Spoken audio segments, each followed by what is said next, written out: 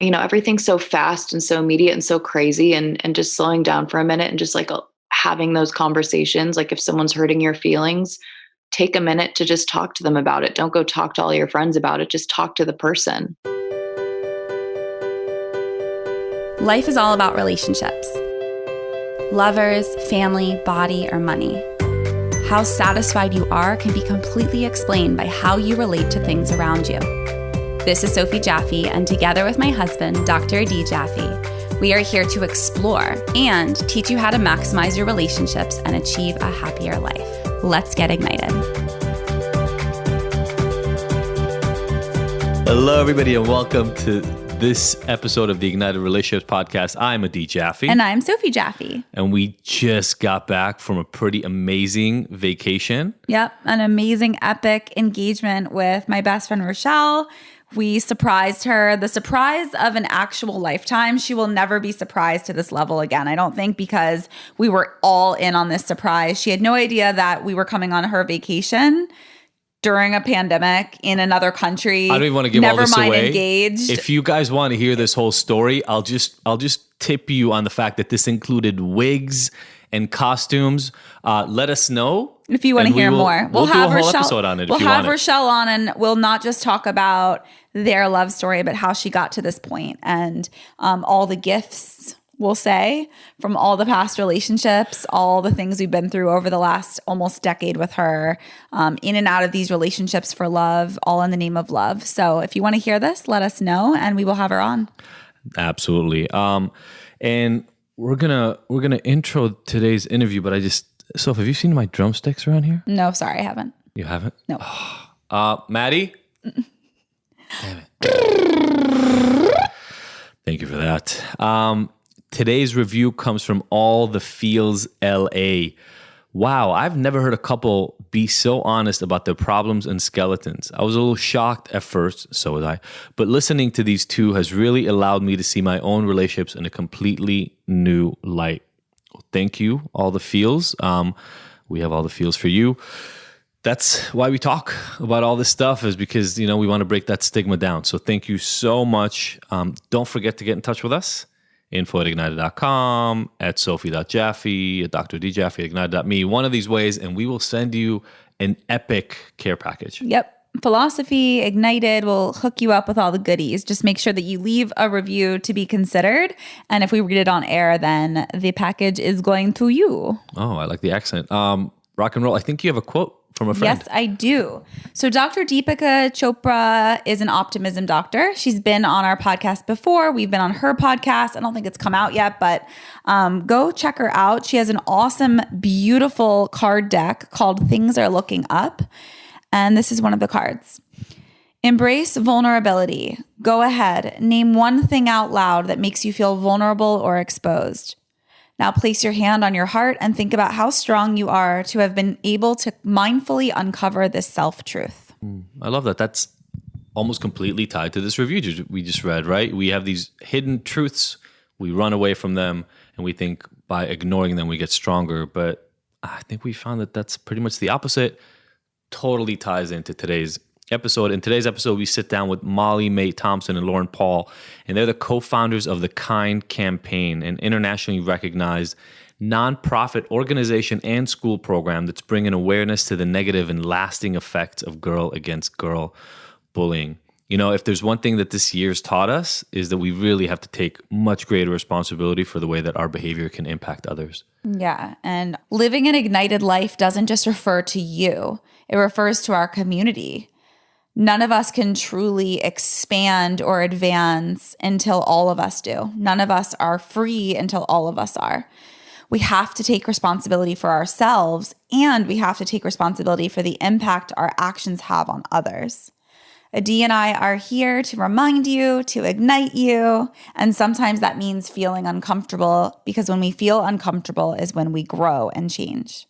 Yeah, and in this episode, we open up about a lot of things, like all of our personal experiences with bullying. And the effects of bullying specifically for young girls. The correlation between bullying and addiction, as well as other coping strategies. What it looks like to own our insecurities so that they stop spreading onto others. That's a big one. The power of an apology, asking for forgiveness, giving forgiveness, and of love. and the fight against bullying in schools. And also how we're teaching and dealing with our own kids about bullying. This is a really important episode. You know, we're all becoming so powerfully aware of the power of language and the actions we take towards other people. Listen, whether you have kids or not, doesn't matter. We're all in this, right? We might have left elementary school, junior high, and high school behind, but this still happens every day in real life. We're seeing it all the time. Pay attention, learn what you can in your own life, and let's get better. Yep. And make sure you share your aha moments and your favorite moments with us by tagging us on Instagram, and we will reshare. See you on the other side.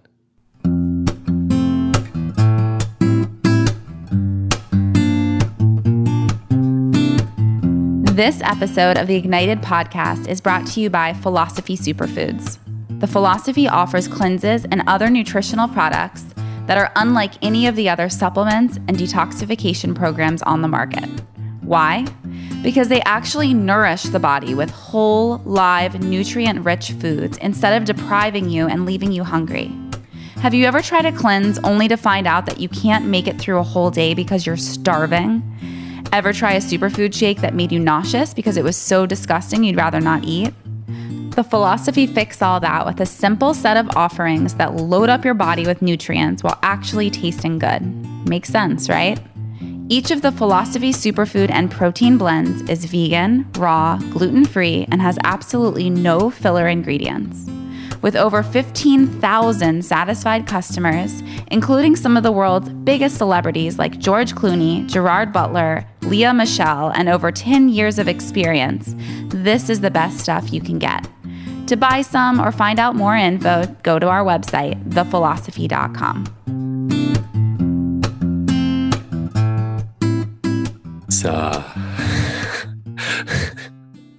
It's a whole different world. Yeah, it is. Do you have kids? 3? How old are they? 9, 7, and 1.5. Oh my goodness.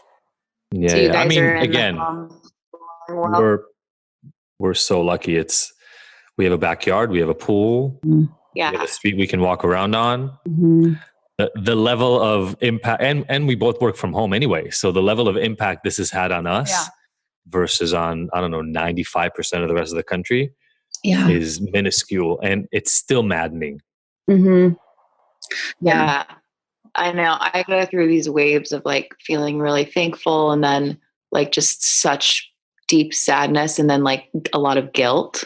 I like have these like really deep guilt spells where I'm like, I don't know. It's like, it's hard to even put into words where I'm just, I don't know. You like feel this collective suffering and then, and it affects all of us, but I know that I'm like not nearly a fraction of it as affected as like most of not just the country, but like the world, you know, just like it really for all of us, like we're all so lucky and so privileged in so many ways. And it just like something like this really magnifies that. And it's like hard not to feel like a little suffocated by that sometimes too. I know. Yeah. And I mean, I didn't plan on it, but I think that actually dives really quickly into the whole concept behind what you guys do anyway. Right. And so we can just jump into it. I mean, you know, the idea of Kind Campaign came from experiencing, I'm assuming, both personal hardships and seeing the hardships of other girls, really, you know, young women going through the pain of bullying. And I would argue in some ways, bullying comes from this inequity, right? It comes from this power struggle that maybe young girls, young boys don't have a way to talk about explicitly, right? They don't have the language, they don't have the wherewithal, so they end up taking it out on others. Yeah. But can you talk a little bit about, I always like starting with introducing, both of you kind of introducing yourselves to our listeners and talking about the specific experiences. I think it's always really powerful because we all connect to the stories that brought us to this place. And so maybe if each of you can talk about how you both came together here in LA to create a campaign around girls being kind to one another. Yeah. So we, Molly and I met at Pepperdine. We went to college together. We were in film school together.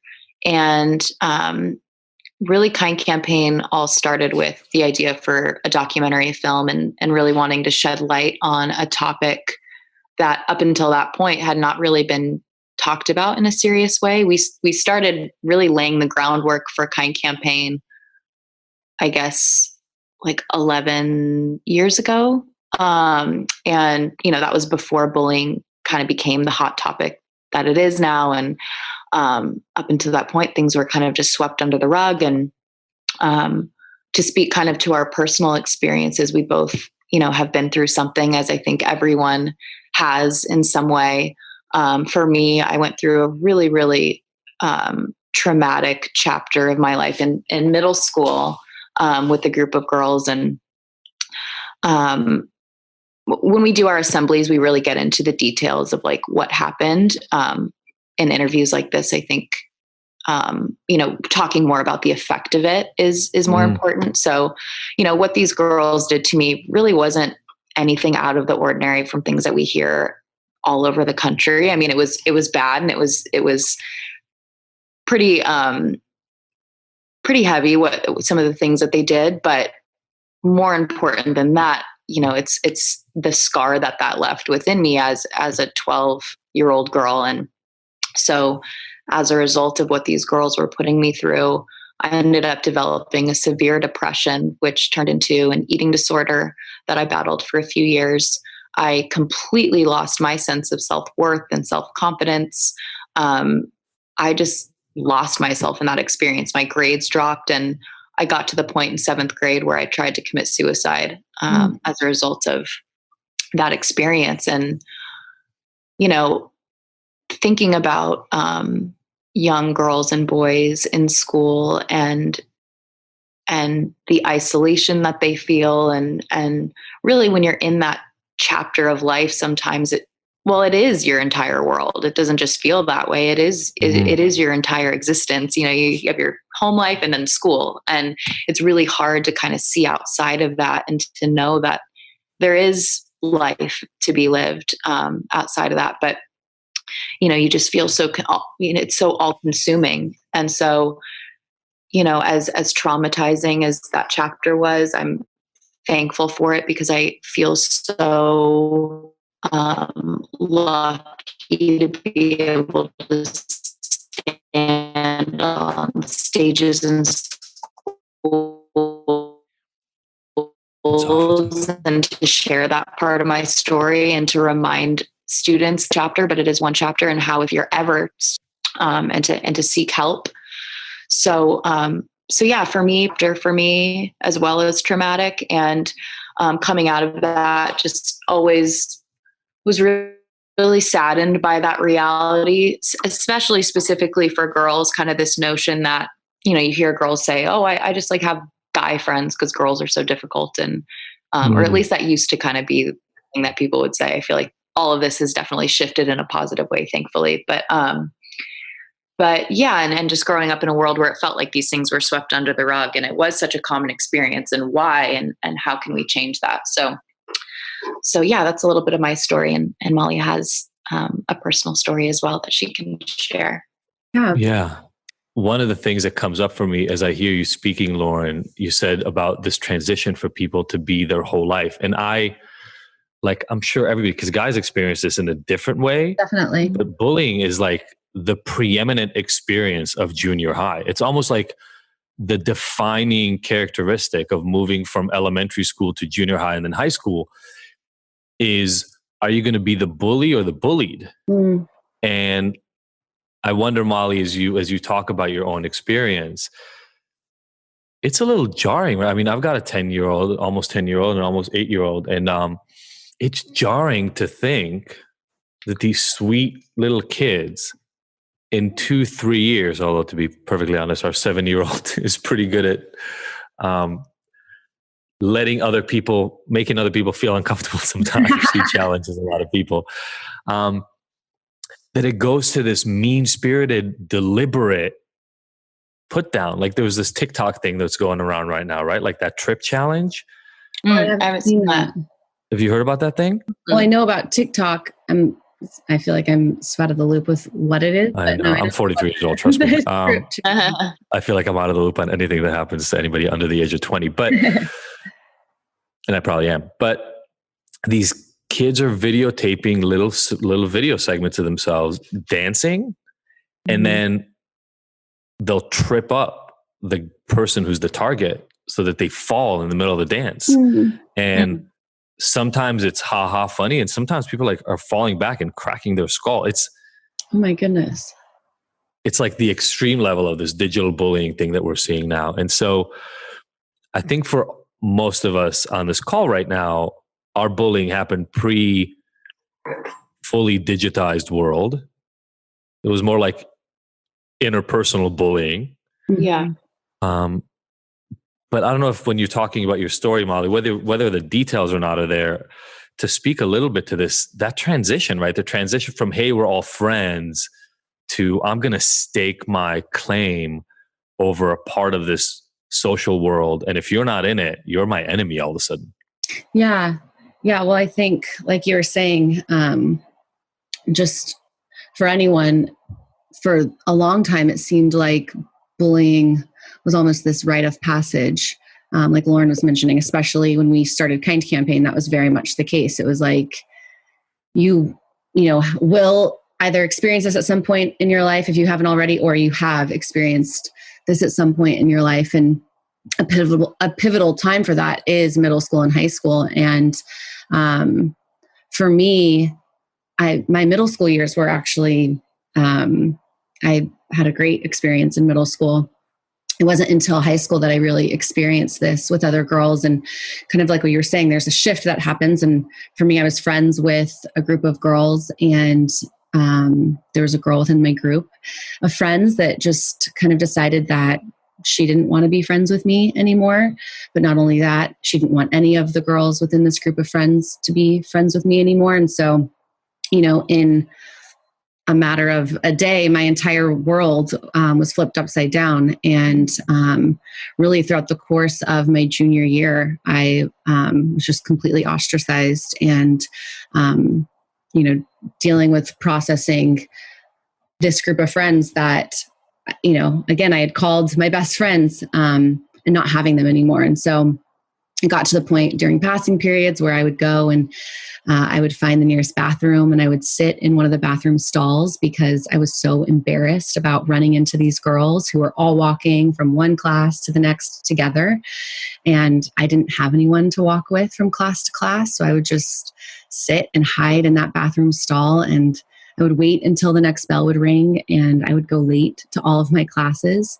And I was on dance team with this group of girls, and whenever we had water breaks, I would go and I would grab my cell phone as fast as I could, and I would call my mom and just kind of hope that she was available to pick up the phone and talk to me. And a lot of times she was, thank goodness.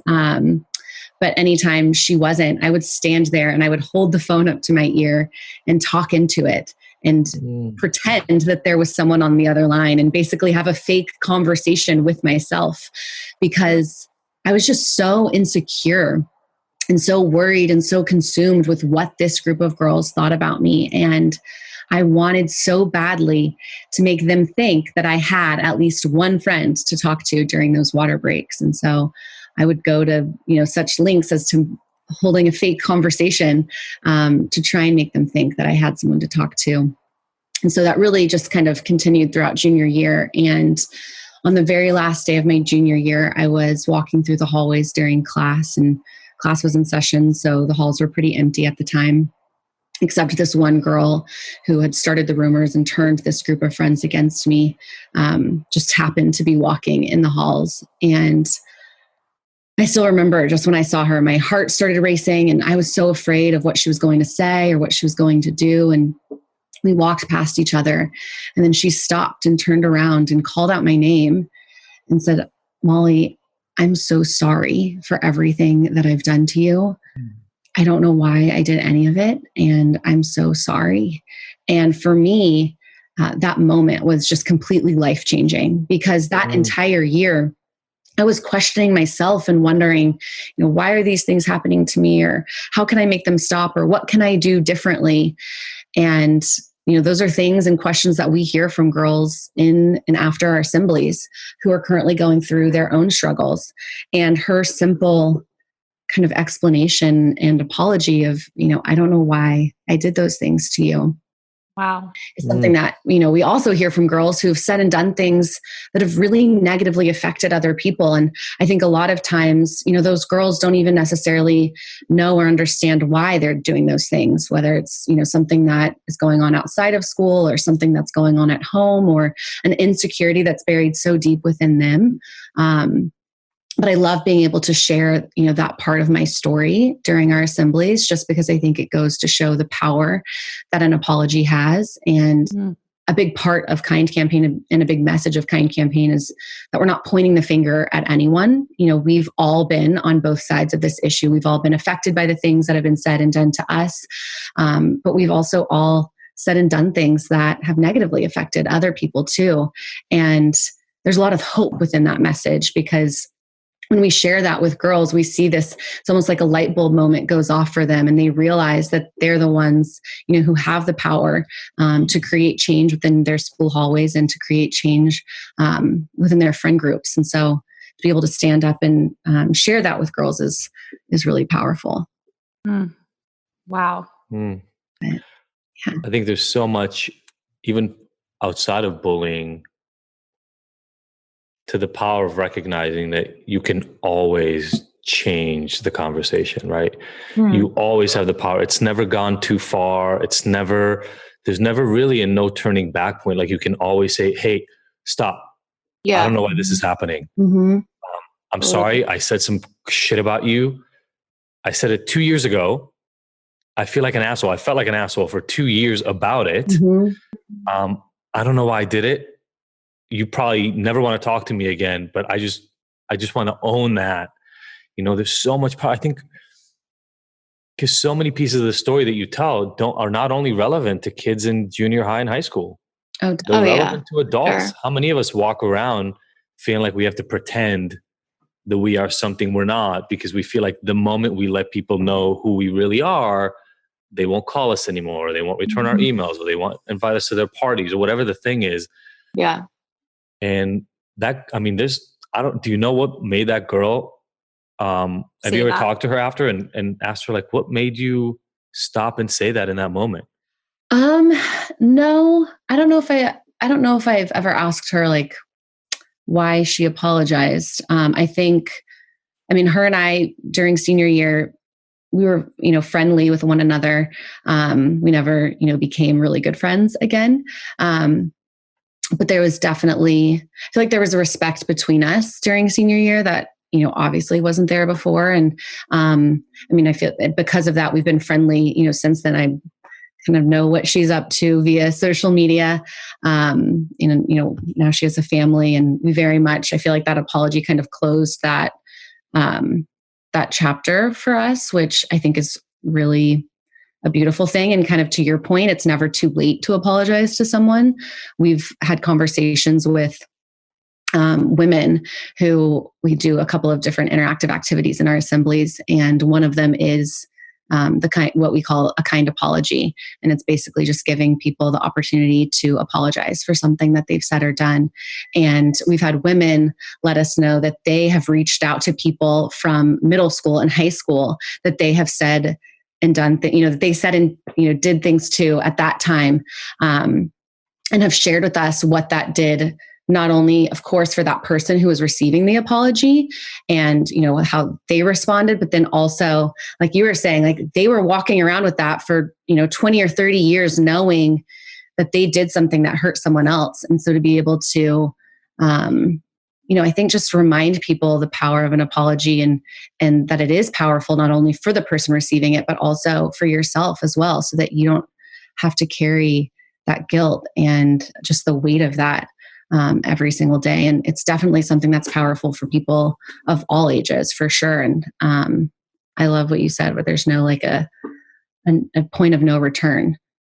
Yeah, it's crazy how we all at different levels of, in middle school, high school, we're all at different levels of what is, quote, popular, what is unpopular, who has more friends, who has less friends, who's more popular with the boys, who has more boyfriends or girlfriends, who's better at athletic sport. Like, it's so intense, and we all can relate to that on some level. Like, who gets better grades? Like, we all have these innate competitive, tendencies in those times of our lives. Personally, I'm not a very competitive person, but the Mean Girls kind of vibe was definitely present in my middle school and high school. And probably the most rough times of I'd say middle school was the hardest, was with girls that I thought were my friends. Mm-hmm. And came out of kind of the blue. It felt like, it's not like I kissed someone's boyfriend or stepped on someone's shoes or said something bad about someone. It just happens. And I think that's another really interesting thing about your story. It's like, she just did it. She just did it. And sometimes we do things that we don't even know why we did it. Like, we have a 7-year-old who just is impulsive. He's just impulsive. He's not trying to hurt anyone's feelings. He's not a mean person.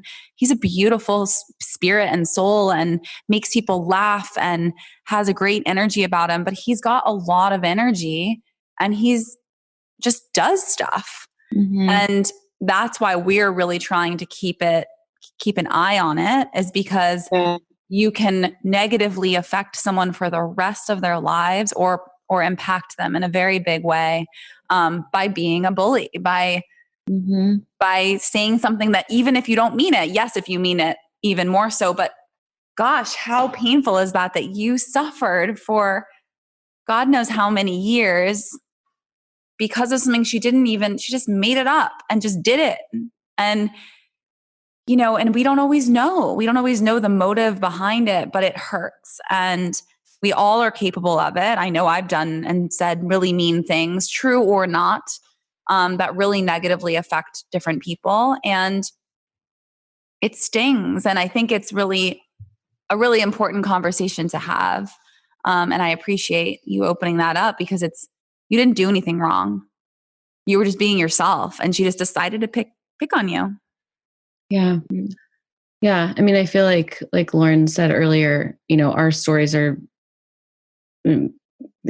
just the same as, stories of thousands of girls that we've talked to. And I think that's why, for us, we're so thankful that we had the experiences that we had, because now we're having the conversation that we're having with girls. And there is, I think, it is so important to be talking about this, but like I was mentioning earlier, there's so much hope within the Message of Kind campaign. And we've seen so much change take place. And like we talked about earlier, even from just starting Kind campaign, the social conversation in the world right now between female friendships, there's been such a beautiful shift in that conversation. And so it's been really special for us to be able to kind of have been on the forefront of that conversation, and then also see the ripple effects of how that's playing out in, younger female friendships in schools. And that's not to say that, all of a sudden bullying isn't happening, but there's just so much more discussion surrounding the impact and the power of our words, and then more programming. And, we witnessed that firsthand when schools were like, we need to be doing things in schools, and what can we do, and what sort of conversation can we have, and reaching out to us, and then seeing other programs. And now anytime we walk into a school, we see posters up talking about like what to do if you've been bullied. And we're just so thankful that it is a conversation that so many people are having, and we've witnessed so much change take place within the assembly program, and within girls opening up and talking to one another. Yeah. And just being honest, being vulnerable. Like, our whole thing is radical transparency and just being human, and being okay with, I made a mistake, or I forgive you. Like, how powerful is I forgive you? So there's the apology, then there's the forgiveness aspect, because I guarantee that girl was beating herself up that entire time. Like, she acted like she was in the power position, but like that position sucks to treat someone badly for that long. Totally. I'm sure it was eating at her. For sure. Molly, you've got this little poster behind you. You can sit with us. And it reminds me, Soph, of some of the stories that you talk about from, you moved around a lot in junior high and high school. So, or junior high, I guess. So, I look at that poster behind you, you can sit with us, and it's such a simple phrase. And yet I know from junior high and high school, it can be one of those phrases that makes somebody's day, or depending on how they've been doing, week, month, year, and potentially the rest of their lives, giving them self-worth in ways that they just hadn't had before. I always love having conversations that lead to some practical tips. And we're already talking about how, yes, these things apply to girls in junior high and high school, and that's incredibly important. But obviously these things also work past those times in life. So what I would love to hear, you've done this many, many times in front of many, many girls, in front of many, many assemblies and many, many schools.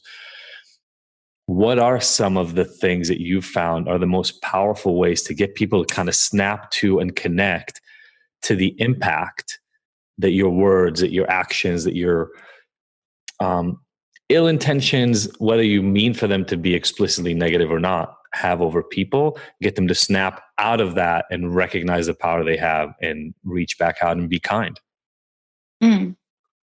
So for us, I think just being in a room with a collective student body of girls, and for them to just sit there and realize, I mean, it's such a common phrase, but that everyone has a story, and to just really sit with that and to hear those stories. I think, there's just so much power in taking the time to have a conversation with someone and to hear that, someone that you may not even think or expect also has, gone through similar things or has similar feelings. At the end of the day, we're all just human with beating hearts and insecurities and trauma. And so for us, I mean, we see real aha moments and like light switches go off just in the simple realization that we're all going through something. And the only way to really figure that out is by giving your neighbor, your friend, your enemy, whatever, an opportunity to sit down and have a conversation with you. And of course, through the tools that we use, Molly mentioned earlier, that the apology card is just such a beautiful moment that I think, like she mentioned, not only empowers the person receiving it, but really empowers the person giving it. We also have two other activities. One, the kind pledge, where everyone makes a pledge related to the issue, and a kind card where everyone writes something kind about somebody. And just giving girls a moment to use their voices, I think really just emboldens and empowers them in a new way. That's just a really special thing for us to witness. But yeah, I think, just slowing down, everything's so fast and so immediate and so crazy, and just slowing down for a minute and just like having those conversations. Like if someone's hurting your feelings, take a minute to just talk to them about it. Don't go talk to all your friends about it. Just talk to the person. Can we learn that as a society? Can we make that a rule? Yeah, just talk. There's so many things could have been avoided, from a like interpersonal way to like a bigger global sense, just by sitting down and talking about it, and I think you are not going to make this conversation about Trump. Sorry. Oh yeah. Well, that's a whole nother conversation. I have a question. You were talking, Lauren, about stories. I know I don't even have to ask. I want to hear the story, but I know there's at least a couple of stories through all this work that you've done where you managed to see transitions and transformations in very specific relationships and very specific girls. Do you have some examples? Yeah, we can both speak to this for sure. There's two girls that really pop out in my head. They're both named Rachel, right? Yeah. Oh yeah. They're both Rachel. So one I forgot because actually I haven't told this story in a long time, but there's this girl, Rachel. I don't remember where we were. But every time we speak, we kind of look at, whether we're in a gym, like a school gym or a theater, you can kind of look around and like see all the different cliques. And you can really sense and pick up different vibrations in the room, depending on where you're looking. And there's this one girl kind of sitting by herself the whole time. And during the Kind Pledge activity, she came up to share, and she really used that moment to just be honest with her student body. And she just started sharing how she feels when she walks the school hallways and how alone she feels and picked on. And just like, it was this really beautiful, empowering, really inspiring moment for us to witness this girl who, definitely feels like she doesn't have a voice at her school. And she literally stood in front of every girl in her school and just kind of called them out for being mean and also ignoring her. And you could like hear a pin drop in the gym. It was just like everyone was just listening and really, really respecting her space, which was really cool for us to see. And at the end of her kind apology, she sat down, and we watched this one girl from one corner of the bleachers like slowly make her way over, and she came and she sat down next to Rachel. And just like, I don't know if she's ever met her, like I don't know what the story is there, but this girl just came and walked across the room and just like sat next to her, and which is obviously just such a statement. She's like, I see you, like I'm going to sit with you, which was just so cool for us to see. And by the end of that, like we witnessed during the apology card, just like all of these girls from the whole school come and just hand her apologies. And she, at the end of the assembly, probably had like 30 apology cards in her hand. And she came up to us and, was showing us some of them. And she just looked so different, like walking out of that room. And we actually ended up keeping in touch with her, and just kind of hearing about how that moment really changed her life and her life within school. And she just shared how she just felt like it really gave her this huge boost of confidence, and she felt seen and heard, and people started saying hi to her. And it was cool. Actually, a few months later, the Hollywood Reporter, which is like a big, are you guys in LA? Where are you based? Yeah. Okay. So, what the Hollywood Reporter is, they did a big profile on different charities a few years ago. And, we actually brought her out. They wanted like someone from each charity that just kind of exemplifies the work that they do. And she came out and was a part of that shoot with us. And yeah, just totally like gave her this again. And it goes back to what I was saying earlier, just a moment, just like using your voice, just having a conversation, just sharing how you feel, the power that has and how that can literally change your life. Yeah. Amazing. What a beautiful story. First of all, what a beautiful story. Secondly, the power of that first girl that made the move to sit with to her me just jumps out. And that cool. The risk. Well, it could have been, I don't know, she could have been the most popular girl in class and it wasn't a risk. I don't know. But it's a statement. But it takes the first person. And I think there's this effect in psychology called the bystander effect. And it's the notion that everybody always thinks, well, somebody else will take care of this. Yeah. Like somebody else will do this. Someone will sit with her. Well, somebody always has to be the first fucking person. Because before the first person does it, nobody else is going to do it. We were driving, remember the other day we were driving a couple of months ago down the street. And back when we used to drive places. Remember when you could go to places? Remember when we drove places? Yeah. We were driving and this guy's car was broken down in the middle of the road. And because I studied psychology, I have this pull now. Same. I'm not allowed to just pass somebody in crisis and assume the next person will do it. So I pulled over. Do you need help? And he said, yeah, I actually do need help. And so we pulled over. But when I heard that story, I thought of you.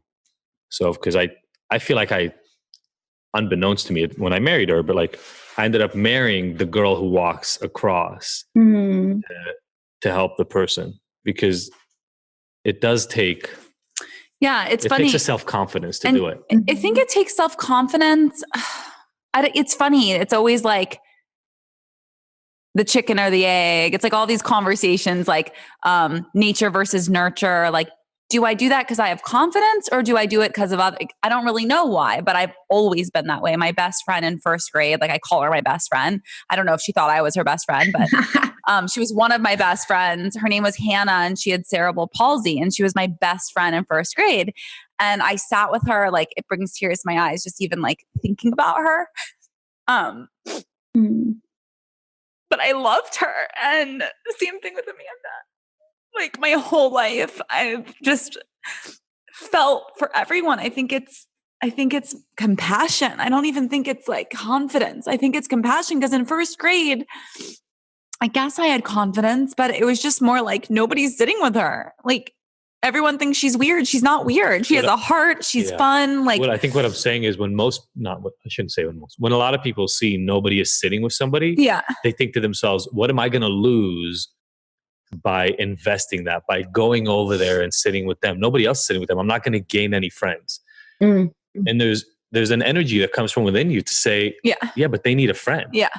Like it doesn't matter, you can sit with us. I love that phrase. It's so simple, but it's like the whole thing about it is I am not interested in how you sitting with me is going to impact my standing. I recognize it by giving you permission to be here. You can even say, no, thanks, I'm good.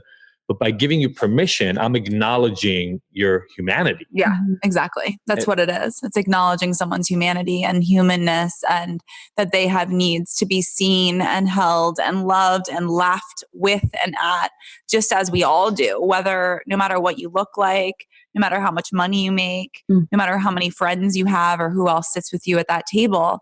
We all deserve to feel good and be seen. And that's why we love so much what you guys do. It speaks so close to home as someone who, I'm the girl who sat with everyone and allowed everyone to sit with me. And I still am that way. I was a weird, awkward one. No, but I had like one or two groups that would allow me to sit with them. But other than that, I was just awkward. No, but that's not where I was going with this. Like, yes, you were awkward. You still are, but I'm just kidding. Coolest.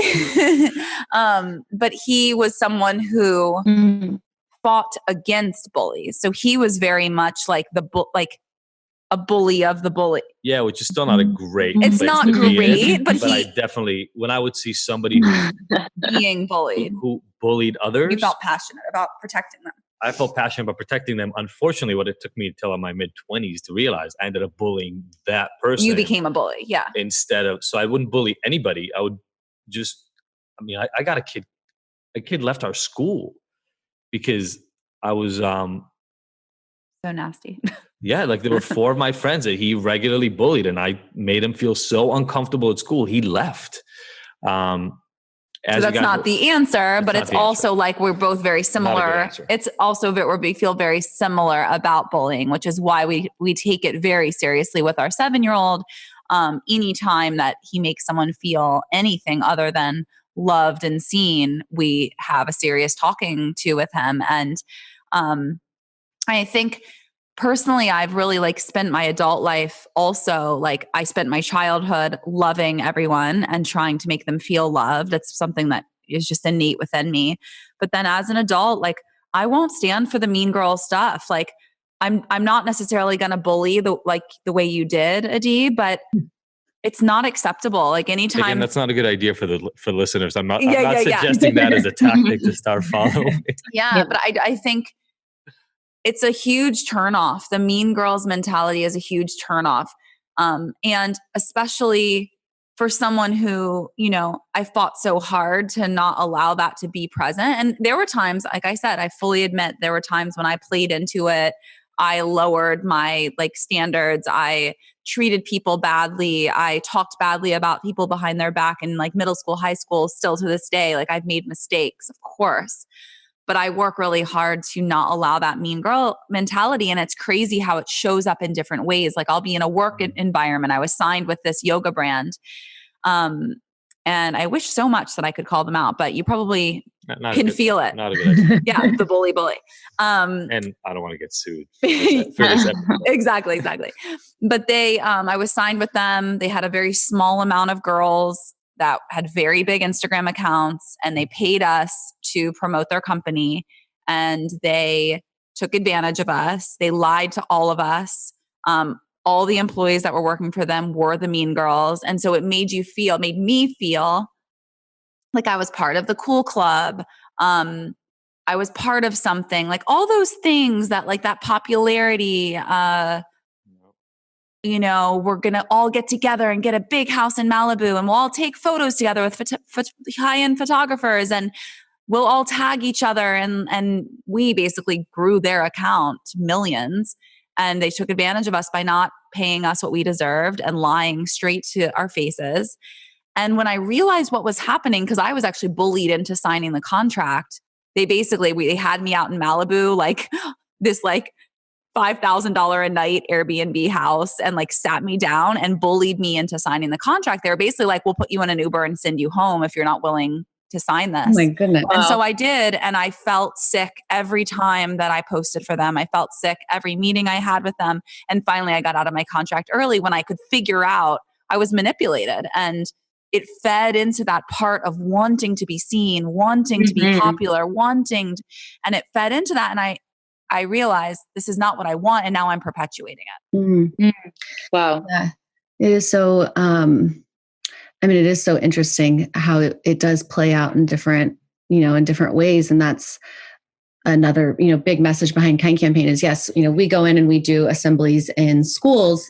But this doesn't stop when you graduate from middle school or high school or college. And like we were talking about earlier, we've sat down with mothers and we've sat down with women who've had experiences in the workplace, just like you were talking about. And it's unfortunately something that, doesn't end when you graduate. And so it's a conversation that I think, like we've all said, should be had at every age.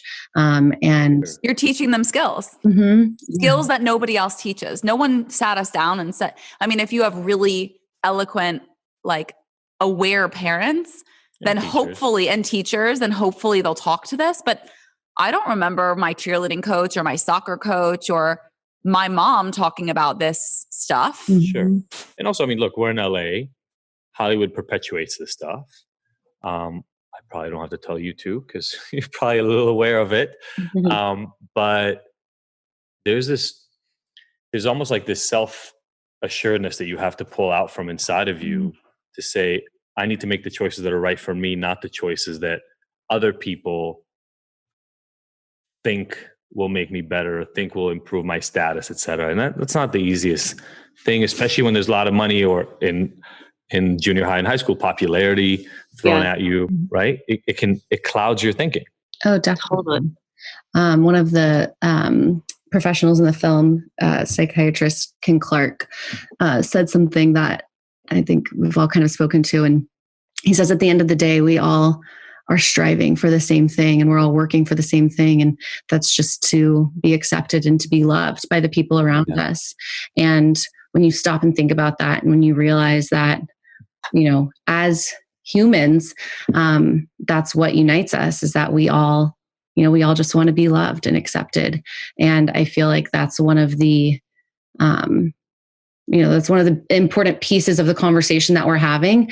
Again, just reminding everyone, whether it's, the girls that we're talking to in schools or people that we're talking to on social media or conversations like this, that we're really all in this together. And just remembering that it is, even though, we might feel, whether it's an insecurity or whatever it is that, gives us that, oh, let's, say this, maybe it'll make me feel better. Whatever it is that fuels sometimes the negative actions. But just remembering that it feels so much better to be kind. It makes the other person feel better. It makes you feel better to be kind to yourself, to be kind to others. And that's like, if we all just remembered that we're all united in this together, and being kind just feels better. I don't know. I feel like Lauren and I talk about this all the time, but it really could, if everyone thought that way, kindness really could change the world. I agree. we send our kids to a Waldorf school. I don't know if you know anything about Waldorf or if you've done any of these assemblies in Waldorf schools. I've heard about Waldorf. I'm sure we have, we probably have, but I can't think off the top of my head. You probably didn't need to be honest. Because these are the, bullying. yeah, of course they have bullying. But you know, the values that are instilled in, you know, in these kids and the way that they handle conflict is just so refreshing. Mm. And, you know, and that's why, like, I will fight to keep them in this school, especially through middle school. That their school happens to be public, which is really cool. It's a charter in Waldorf. So we're so lucky. It's in LA. It's called Ocean Charter, if anyone's in the LA area. When we were going to move, potentially, because we didn't think we could afford a home in Los Angeles, we looked at houses, we looked at schools that were Waldorf charter in the United States. And there are some, there's like a few in Colorado, one in North Carolina, like there's some trickled around the nation. So definitely look into that if you're interested. But ours goes through the 8th grade. So to me, it's just so, like, the way that they handled even Leo's quote bullying was like, I was ready to go to the principal's office and be in trouble when they brought us in. They were like, we want to have a meeting. It's going to be Leo's teacher, the principal, and a D&I. And we went in, and it brings me to tears just thinking about how wholesome, loving, pure, kind the entire approach was. It was like Team Leo. How are we going to together pull together and make him feel like, you know, he is the star of this. We are all here cheering for him. What can we do to support Leo? And it was just such a fresh, refreshing approach to someone getting in trouble. And how are we all going to band together to support him?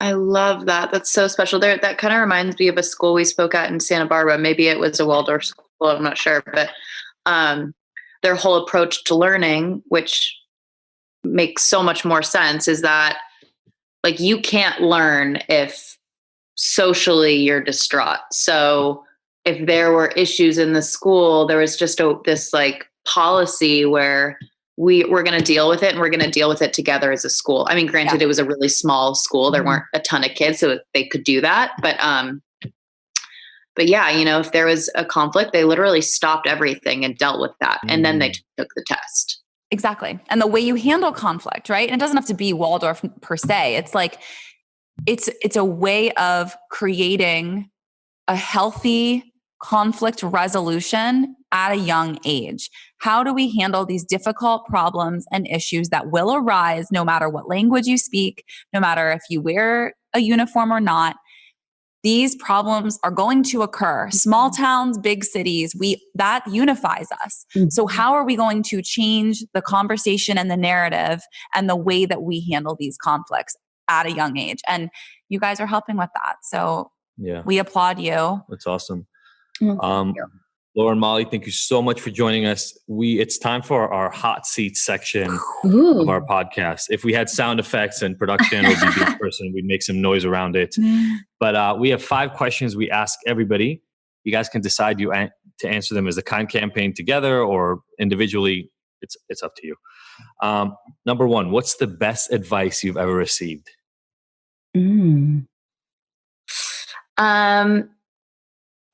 I feel like for me, this is Lauren. I feel like different pieces of advice have been very important depending on the chapter of life that I'm in.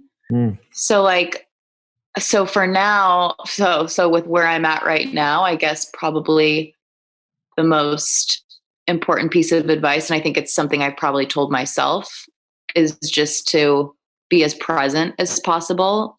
To like, you know, I have a 2-year-old little girl, and to just like really take time to just slow down and take a breath. And you know, I think first of all, too, how important it is to like really work on your own mental health and well-being, because without that, everyone around you suffers. And so to really make sure that you're checking in with yourself. And I think that's something for me personally, I didn't really do for a while. I just kind of have coasted and just like always been quote unquote fine.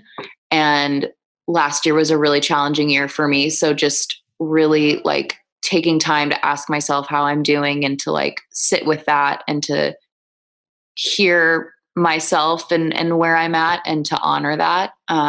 That's just, and it's like, those are conversations I've been having with myself. And I think for me personally, that's been really helpful lately. So important. I love that. I think something for like best piece of advice, and for some reason my mind is blanking on like, I feel like because of where we're at in life and time, like what is life outside of my house right now? Right now. What would I normally say if the world was in a normal place? If the world wasn't ending? Yeah. If we all weren't feeling all the things that we're feeling. So something that popped into mind when you first asked this, and actually Lauren kind of touched on this, and it's something that we tell both. I have a 1-year-old and a 3-year-old, and but then we tell them this, but then I also tell myself this, is to take a deep breath. And I feel like no matter what it is that you're facing, whether in life, with relationships, with friends, with work, with stress, with school, like taking a deep breath and then like releasing it is more helpful than you could really imagine. Just simple action, at least for me, and then also for me with our kids too. For them, so it's very helpful. The power 100%. Of the breath is amazing. 100%. And so many of the things we teach our children are just things that will make us better adults. Like eat a well-balanced meal, take a deep breath, be nice to yourself and to others. Like all of these golden rules are still true. It's pretty simple. Definitely. What about one of your proudest moments to date? And this could be as a company or individually. As a company, I think, we've had so many moments throughout our journey that have been so pivotal, but I think I always think about when we got our DVD in hand, when we finished the film for the first time, or finished the film. And then that really also marked a new chapter for Kind Campaign, where we really started focusing on our assemblies and our school and through and with the film. But it was just like this tangible thing that I just remember like holding it for the first time and being like, wow, we just like made a movie. That's crazy. And we like did it, and we're 22 years old. And like, I don't know, it was just like this really clear moment in my head. And overachievers. I don't know. I was just like so proud of that. It's crazy. Awesome. And then for me, I think becoming a mom, and it seems like a pretty obvious cliche thing to say, but I think becoming a parent, just like we were just saying, just teaches you so much about yourself, and just trying to be as present and loving a mother as I can be, and I feel like I already have such a special little relationship with her, and I'm just really proud of that. That's awesome. So trying to think within Kind Campaign. Lauren kind of touched on, there's been so many things, of course, the film, like she mentioned, a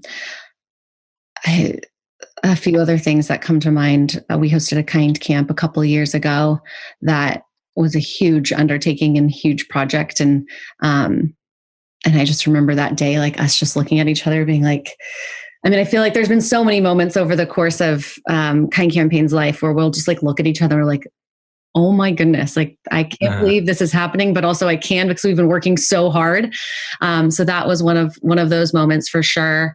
Last year we celebrated our 10-year anniversary of Kind Campaign, which I'm really proud of both of us for that. It just felt really monumental. Also, then just it made us pause and look back on the last 10 years, which we're so in all of the things of Kind Campaign. And so we don't often like reflect on where we've been or, some of these accomplishments. It's more just like we're going and we're on to the next thing. And our focus is and always has been just reaching the most amount of girls as possible. And so we're just like so in it all the time. So, so reaching 10 years was huge. And in that same year, last year, we also did our 500th assembly.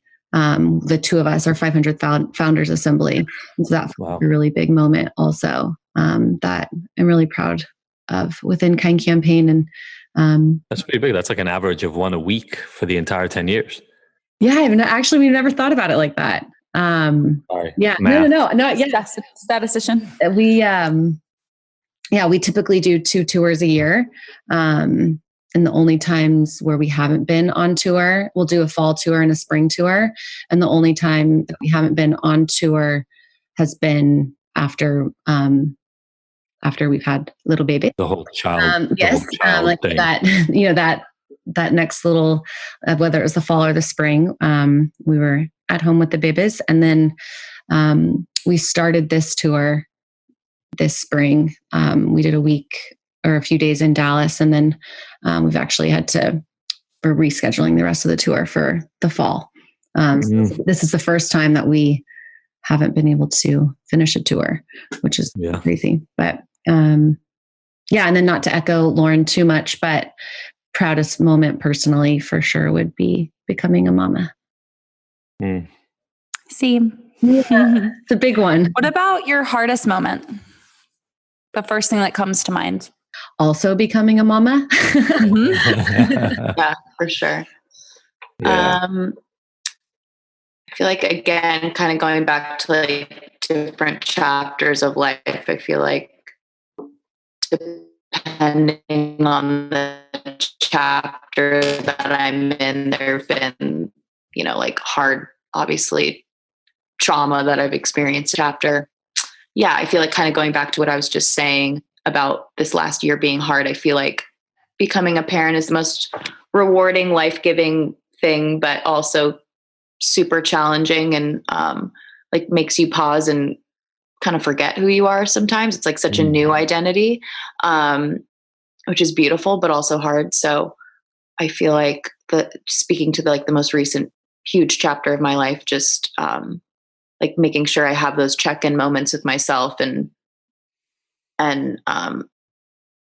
also knowing that it's healthy and important to like sit in those feelings and to like feel them. And specifically postpartum was like really rough for me emotionally. I think I had the few months after having Story, I was definitely like in a really difficult headspace. So, and I know so many women, go through that. So that was just a really unique, new experience. That was hard for sure. Yeah. Again, nothing that people talk about it, but just like bullying, just like Mean Girls, just like You Can't Sit With Us, nobody really talks about postpartum in the way. Oh yeah. So when you get pregnant, your doctor doesn't talk to you about like, get yourself ready, prepare in these ways, Yeah. I know everyone is so, we pay so much attention to the pregnancy, and it's like, you give so much care and advice and like love. And then all of a sudden you have the baby and you're like, oh my God, like what's happening to my body and my brain? And yeah, it's a really wild experience. And I think, it's so important to be open about those, that struggles, trauma. Your body just went through a trauma, and your physical, too. Yeah. Physical, emotional, spiritual, psychological trauma. And then you're left with this lump of energy that needs you. Like, like you just went through this thing for 10 months. You're on a roller coaster of emotions. And then they hand you something to take home with you that you have to then take care of, feed, nonstop, keep alive and well, and keep yourself alive and well. You're like, wait, I didn't know I was signing up for this. Totally. What about your self-care rituals individually? What keeps you sane? What are the things you keep coming back to, over time? I just like have to be out in nature as much as possible, which is, I feel like just like being outside is such a soul recharge for me with what we're all going through right now, having to, stay home and so, but just like being amongst trees and grass and just like breathing that in is always has always just been like a really important thing for me. Yeah. And I read a lot of poetry. I love poetry because I feel like, especially at this point in life, it's like hard for me personally. Molly's such a good reader. I always like have envied that of you. You like are always reading a whole book, which is amazing. I don't know what that means. I like never, yeah. But I love like picking up a book and just being able to open up a page. And so poetry really speaks to me, at least in this chapter of my life. And I always light candles. Like when I'm home, I always have a candle lit, and it's just like this really simple thing that just really makes me feel good. And my husband and I both, like, we travel with candles too. Like if we're going somewhere, we always travel with a candle. Yep. And it just like, I think it just also brings a little home to wherever I am because we always do it at home. So yeah, love that. Beautiful. Molly? Something actually recently that I've like now pretty much do every day is I have tea before I go to bed, which is I'm like gotten better, but I have sometimes a really hard time, even though I'm exhausted. There's times where I'll like lay in bed and my mind will just be like racing, thinking about all the things, and it'll take me hours to fall asleep. Or if I'm like up in the middle of the night with one of the babes, and then even though I'm so tired, I will lay there and just like my mind will be racing. And so I think that has helped a lot, just like gotten me into like, I'm about to go to bed. And it's just been a nice, like quiet, relaxing thing at the end of every day, which has been really nice. And I also someone recently told me about, this is specific to sleeping. Clearly that's where my self-care is really, where it's very important for me to have self-care around me getting rest. But someone recently introduced me to sleep stories I know there's like a bunch of different apps that have them, but I just do the like free version of the Calm app. And Blue Gold is the sleep story that now my husband and I both listen to every single night. And it's basically like a bedtime story, but for adults. And I love those. It's amazing. It has changed my life. Awesome. I've never heard about this. You've never heard about this? I just, one of my girlfriends was like, how do you not know about this? Like you have such a hard time sleeping. And I was like, I don't understand. Like, what do you mean? Like bed, like someone's reading you a story as you go to sleep. And yes, that's exactly what it is. And it just like, it gets your mind off of all of like just everything. And it cradles you in a nice way. It really does. Cradle is the perfect adjective to describe how you feel as you're being, read as a bedtime story. But that's been really huge for me. And I feel like that's, again, for me, just so important self-care wise, because I already don't get a lot of sleep, but just laying up and just being like restless and my mind just like running would really impact not only that entire night, but then obviously the next day. And then the cycle of that was just getting to be. Yeah. So check out sleep stories if you have trouble sleeping. I mean, even just when it comes to self-care, like if that's like a non-negotiable, like if I don't get good sleep, all the other stuff goes out the window because I'm not going to eat well. Mm-hmm. Mm-hmm. I'll eat too much or too little, or too much of the wrong things or too little of the right things.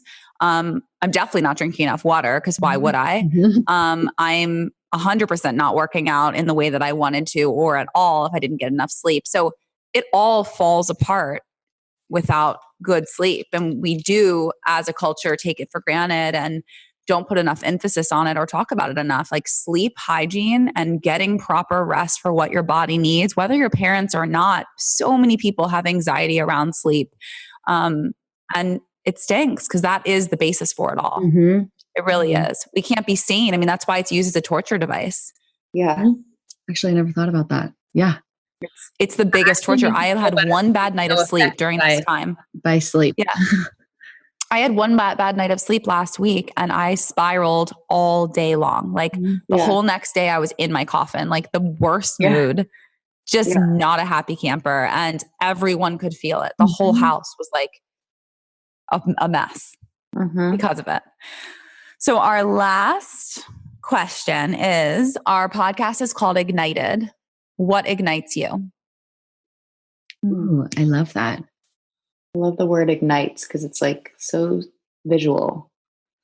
Again, speaking to like chapters in life, I'll say my daughter, which just feels like a whatever answer because it feels obvious. But yeah, I mean, my whole world changed with her, and like even just being in the place that we're all in right now with, you know, what we're all collectively going through as a species, like just her whole existence is just like top of mind. And like everything that I think about, it's like just wanting the world and everything to be okay for her. Mm-hmm. Yeah, I was going to say my family. And